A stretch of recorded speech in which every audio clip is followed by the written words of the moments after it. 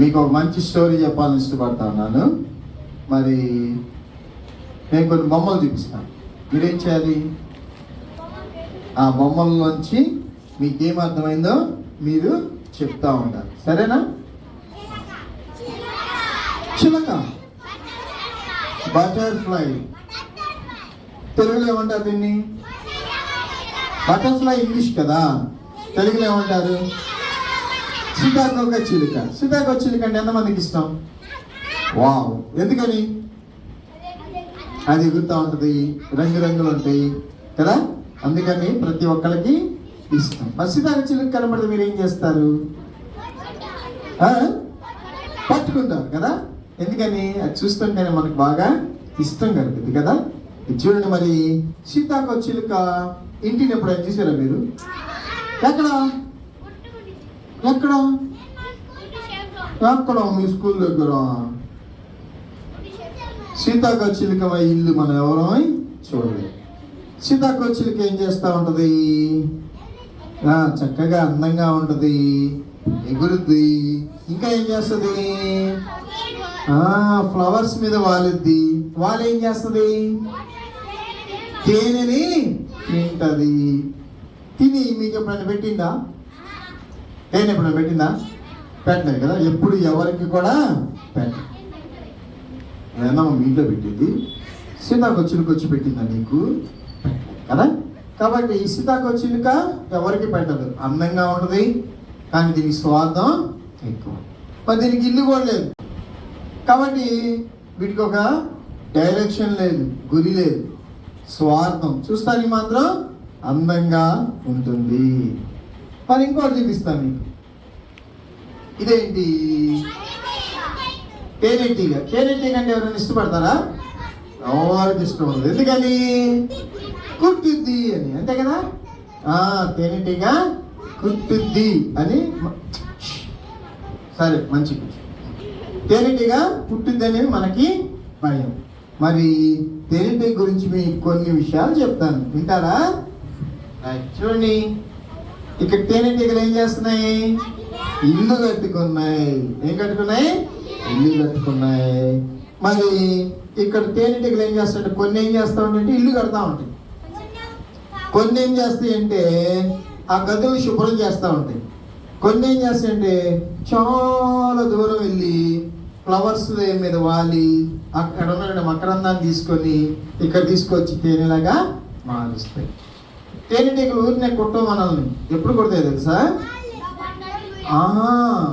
అక్కడ రాణి కొడుతుంది. వీళ్ళందరికీ ఒక లీడర్ ఉంటారు, లీడర్ని ఫాలో అవుతుంది. కానీ ఆ రాణికి ఏదైనా ఇబ్బంది, ఆపద వస్తుంది అనుకుంటే వీటిలోనే పోలీస్ ఉంటాయి, బాడీ గార్డ్స్ ఉంటాయి. ఆ తేనెటీగలు ఏం చేస్తాయిగా వచ్చేసి మనల్ని పట్టుకొని కరికిస్తాయి. అప్పుడు కొట్టు, ఊరికే కొట్టు. మరి తేనె ఎప్పుడు తిన్నారా మీరు? ఎంతమంది తిన్నారు? ఎలా ఉంటుంది? చేతి కొడదా, తీయకూడదా? చాలా తీయగా ఉంటుంది కదా. తేనె ఇష్టపడ్డాడు ఎవరు ఉంటారా? అందరం తింటాం కదా. నేనైతే బాటిల్ ఎత్తి పట్టేస్తాను. చాలా మంది చేతులు వేసుకొని కదా. అవునా? తేనె అంటే మనందరికీ ఇష్టం. తేనె వల్ల మంచి ఆరోగ్యం వస్తుంది, మంచిగా డైజెషన్ అవుతుంది, కళ్ళకి మంచిది కదా. చాలా మందులు తయారు చేయడానికి తేనెని వాడతాం. కానీ తేనెటీగలు చూస్తానికి బాగుండవు, కానీ అవి అనేకులకు మేలు చేస్తున్నాయా లేవా? చేస్తాయి. వీటికి స్వార్థం ఉందా? లేదు. సీతాకోక చిలుక అదే తాగుతుంది, వెళ్ళిపోతుంది. కానీ వీటికి స్వార్థం ఉందా? తీసుకొచ్చి అన్ని గదుల్లో దాచిపెడుతుంటే మనం ఏం చేస్తున్నాం? దాన్ని తెచ్చుకొని తింటా ఉన్నాం. ఇంకొకటి ఉందిరా, మీ ఫేవరెట్, మీ అందరి ఫేవరెట్ కదా, చీయ. ఎందుకని చీ? వాలిద్ది, అన్ని వాళ్తాయి కదా. ఇది వాళ్తే ఏమైంది? తినకూడదు. ఏం తినకూడదు? ఏం తినకూడదా? ఈగలు ఏం చేస్తాయి? అవి చూస్తానికి బాగుండు, అది వాలంగానే అంటాం కదా, చికాకు వచ్చేస్తుంది కదా. ఎందుకనంటే ఇవి చెడ్డ పదార్థాల మీద వాళ్తాయి, అలాగే మంచి పదార్థాల మీద కూడా వాళ్తాయి అన్నమాట. కాబట్టి చెడ్డ పదార్థాల మీద వాళ్ళు ఏం చేస్తాయి? మంచి పదార్థాల మీద వాడినప్పుడు చెడ్డ పదార్థాలు ఉండే క్రిములు ఉంటాయి కదా, వాటిని తీసుకొచ్చి మంచి పదార్థాల మీద పెడతాయి అన్నమాట. మరి అలాంటి ఆహారం తిన్నామనుకో ఏమవుతుంది, మనకి అనారోగ్యం వచ్చేస్తుంది కదా, అనారోగ్యం వస్తుంది.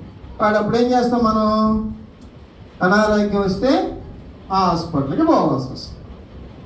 మరి ఈగ చూస్తానికి బాగోదు, అది చేసే పని కూడా బాగుంది. సీతాకోచిలకేమో చూస్తానికి అందంగా ఉంది, కానీ అది చేసే పని స్వార్థంతో ఉంది. మరి తేనెటీగ ఏం చేస్తుంది, చూస్తానికి బాగుండదు కానీ చాలా మందికి మేలు చేస్తుంది. ఇప్పుడు నేను ఒక ప్రశ్న అడుగుతాను, మీరు ఎవరిలాగా ఉండాలనుకుంటున్నారు? బటర్ఫ్లై లాగా, ఈగ హౌస్ ఫ్లై లాగా, హనీ బీ లాగా, తేనెటీగ లాగా? ఎంతమంది తేనెటీగలా ఉండడానికి ఇష్టపడుతున్నారు? Very good, very good. మరి అయితే మనం ఏం చేయాలి, స్వార్థం లేకుండా మంచిగా ఈ లోకంలో జీవిస్తూ అనేకులు మనం సహాయపడే వాళ్ళలాగా ఉన్నాం. సరే, ఒక ఆమె ఉంది, ఆమె సీతాకోక చిలుకలాగా చాలా అందంగా ఉంటుంది. ఆమె ఎంత బ్యూటిఫుల్గా ఉంటుంది. ఆమె దగ్గర చాలా డబ్బులు. అందువలన ఆమె ఏం చేస్తుందంటే పెళ్లి చేసుకొని ఆయనతో సరిగ్గా ఉండలేదు. అందువలన ఆయన విడాకులు ఇచ్చేసి వెళ్ళిపోయారు. అలాగా మరి 5 వెళ్ళిపోయారు. ఎవరు కూడా ఆమె దగ్గర సరిగ్గా ఉండలేదు. ఇంకప్పుడు ఏం చేస్తున్నామే, ఆమె ఏం చేసిందంటే ఆమె పెళ్లి చేసుకోకుండా ఆమె తన దగ్గర ఒక బాయ్ ఫ్రెండ్ని ఉంచుకుంది అన్నమాట. ఇలాంటి వాళ్ళంటే ఎవరైనా ఇష్టపడతారా? ఏ ఊర్లో అయినా ఇష్టపడరు కదా. కానీ ఈ అమ్మాయి లాంటిది సీతాకో చిలుక లాంటిది, ఈగలాగా అందరినీ పాడు చేస్తూ ఉంది. చాలా చెడ్డ స్వభావాన్ని కలిగి. వాళ్ళ ఊరిలో నీళ్లు తెచ్చుకోవాలంటే బావి దగ్గరికి వెళ్ళి తెచ్చుకోవాలన్నమాట. ఎక్కడికి వెళ్ళి తెచ్చుకోవాలి? బావి దగ్గరికి వెళ్ళి తెచ్చుకోవాలి. అందరూ నీళ్ళు ఎప్పుడు తెచ్చుకుంటారు? ఉదయం కానీ సాయంత్రం. ఎండలు ఇట్లా 12 గంటలప్పుడు వెళ్ళి ఎవరైనా నీళ్ళు తెచ్చుకుంటారా? తెచ్చుకోరు కదా. అది ఈ అమ్మాయి ఏం చేస్తుంది తెలుసా?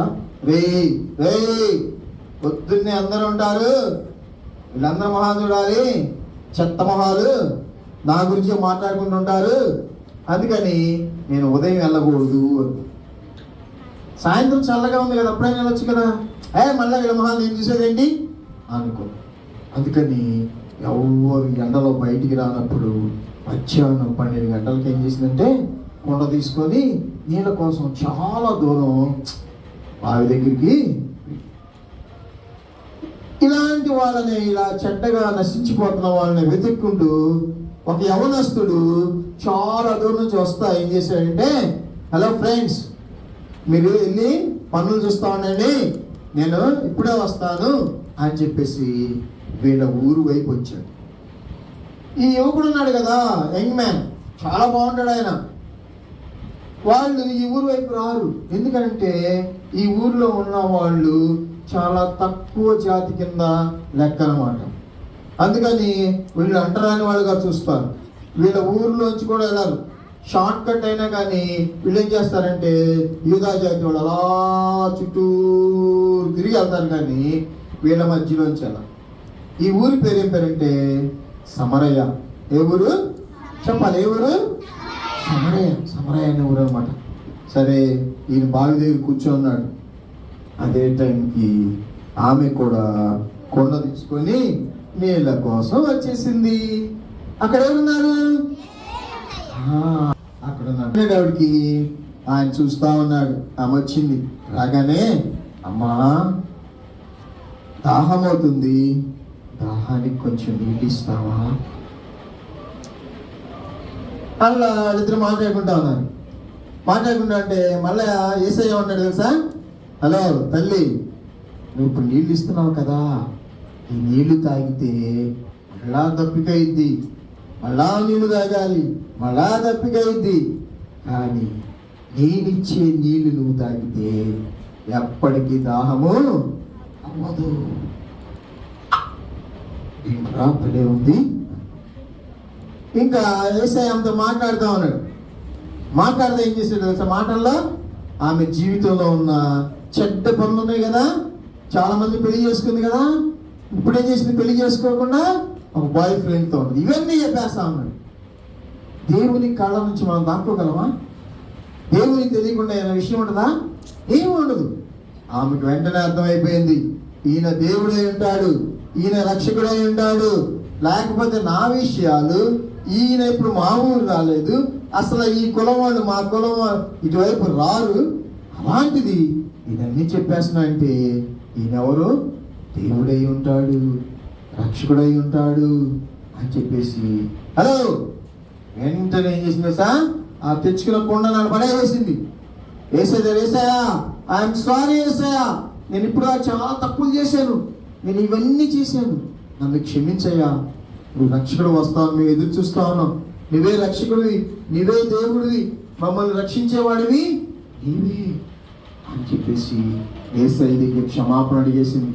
యేసయ్య నవ్వుతా, అమ్మా నువ్వు క్షమించబడ్డావు, మరి మీరందరూ కూడా ఆత్మతో సత్యంతో ఆరాధించే కాలం వచ్చేసింది. డోంట్ వరీ, నేను వచ్చేసాను మీకోసం. ఇలా నశించిపోతున్న వాళ్ళని రక్షించడానికి, పాపంలో కొట్టుమిట్టాడుతున్న వాళ్ళని రక్షించడానికి, వాళ్ళు మంచిగా మార్చడం కోసం వచ్చానమ్మా అని చెప్పి. అప్పుడు అవేముందో తెలుసా? ఏసయ్యా ప్లీజ్ ఏసయ్యా నువ్వు ఇక్కడే ఉండేసయ్యా. ఎందుకమ్మా? ప్లీజ్ ఉండేసయ్యా, నేను మా ఊరు వెళ్ళొస్తాను అనేసి ఆ కొండ ఏను పడేసి ఆమె చెడ్డ స్వభావం వేసేది వదిలేసి ఏసయ్య మనసు తీసుకొని ఇప్పుడు పరిగెత్తి కూడా ఊళ్ళోకి వెళ్ళిపోయింది. ఇంతకుముందు ఎవరు కనబడితేనే అక్కేమంటుంది, అమ్మో ఈ బ్యాడ్ గర్ల్ మా ఇంటికి వచ్చింది, ఎవరైనా చూస్తే ఏమనుకుంటారో అంటే బతిలాడుతుంది. అక్క ప్లీజ్ అక్క, ఇంతకుముందు నాకు కాదక్క, నన్ను ఒక ఆయన మార్చాడక్క, ఆయన పరిచయం చేస్తాడక్క, ప్లీజ్ అక్క తలుపుది అక్క. తలుపు ఇక్కడ వేసే గురించి ఇంకొక ఇంటికి వెళ్ళింది. తాతయ్య అమ్మో ఈ బ్యాడ్ గర్ల్ అంకల్ ఊరంతా తిరిగిపోయింది. అరే ఈ అమ్మాయి ఇంతకుముందు గర్వంగా ఉండేది, మనకు కనబడతాం ఆమెకి ఇష్టం లేదు, అలాంటిది ప్రతి ఇంటికి వచ్చి బ్రతిలాడుతుంది. ఇంత మార్పు అమ్మాయి ఇంకేమైపోయింది? ఇంకా చూసుకోండి, వాళ్ళ అర్థమైపోయింది, ఈ అమ్మాయి మారిపోయిందిరా, ఇంతకుముందు నాకు కాదు అని చెప్పేసి ఏం చేస్తారు తెలుసా? ఎవరో ఈ అమ్మాయిని మార్చిన చూద్దామని చెప్పేసి బయటకు వచ్చారు. ఆ ఊర్లో వాళ్ళందరూ కూడా యేసయ్య దగ్గరికి వచ్చారు, యేసయ్య మాటలు విన్నారు. పాప వాళ్ళందరికీ రక్షణ చేసింది, రక్షకుడు దొరికాడు, చాలా సంతోషంగా ఉంది. మరి మీకు రక్షకుడు దొరికాడా? 3 రోజులు యేసయ్య మీతో మాట్లాడుతున్నాడు కదా, మీరు ఆమెతో ఒక్కసారి యేసయ్య మాట్లాడితే యేసయ్య మాటకి లోబడి రక్షణ పొందుతుంది. మరి మీరు 3 రోజుల నుంచి వింటున్నారు కదా, యేసయ్యకి మీ చిన్ని హృదయాలు ఇచ్చారు. వీళ్ళందరూ యేసయ్య నమ్ముకున్నారు. యేసయ్య ప్లీజ్ మా ఊరు వచ్చేసయ్యా అంటే యేసయ్య వాళ్ళ ఊరు వెళ్ళాడు. వాళ్ళ దగ్గర 3 రోజులు ఉండి అందరికీ మంచి మంచి మాటలు చెప్పారు. మరి ఈ రక్షకుడిని మీరు కూడా తెలుసుకుంటారా? ఈ రక్షకుడిని మీ హృదయంలో చేర్చుకుంటారా? చేర్చుకోవాలంటే ఏం చేయాలి? మన తప్పులు ఒప్పుకోవాలి. యేసయ్య మోకరించండి, కళ్ళు మూసుకోండి, అందరూ మోకరించండి, కళ్ళు మూసుకోండి, అందరూ చెప్పండి, అంత అందరు పైకి లేవాలి. అయ్యో అందరు పైకి లేవండి, కళ్ళు మూసుకోండి. 1 2 3 కళ్ళు మూసుకోండి, చెప్పండి అంత. యేసయ్య సమరయ స్త్రీని దర్శించి నీవు మార్చినందుకు వందనాలు యేసయ్య. నేను కూడా మీకు సమాజానికి దూరంగా జీవిస్తుండగా నాతో మీ ప్రేమ మాటలు మాట్లాడినందుకు వందనాలు. మమ్మల్ని నన్ను వెతుకుతూ పరలోకాన్ని విడిచిపెట్టి ఈ లోకానికి వచ్చినందుకు వందనాలు. నాకు బదులుగా సిలువలో నీ ప్రాణం పెట్టి మరణించి సమాధి చేయబడి తిరిగి లేచినందుకు వందనాలు. నా కొరకై పరలోకంలో ఇంటిని సిద్ధం చేస్తున్నందుకు వందనాలు. నిన్ను ఆరాధించడానికి, నిన్ను రక్షకుడిగా కలిగి ఉండటానికి నేను ఇష్టపడుతున్నాను. నా హృదయంలోకి రండి యేసయ్యా.